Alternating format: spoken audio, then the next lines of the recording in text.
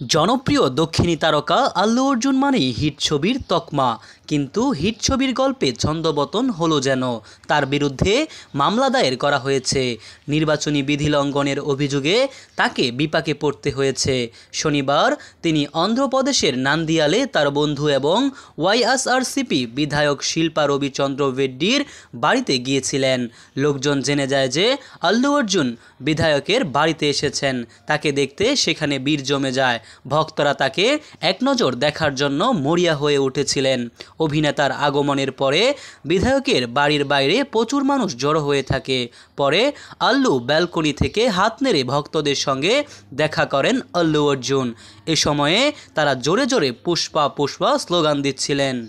অভিনেতা এবং ওয়াইএসআরসিপি বিধায়ক রবিচন্দ্র কিশোর রেড্ডির বিরুদ্ধে অভিযোগ, বিধায়ক রেড্ডি শনিবার সমাবেশের জন্য পূর্ব অনুমতি ছাড়াই আল্লু অর্জুনকে আমন্ত্রণ জানিয়েছেন।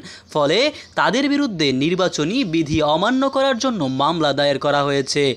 মামলাটি ডেপুটি তহসিলদার পি রামচন্দ্র রাও নথিভুক্ত করেছেন।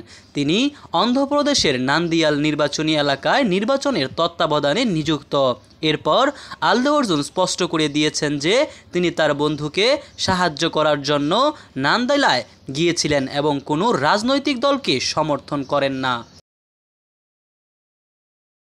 মোহাম্মদ সায়েম সরকার, নিউজ বাংলাদেশ 64।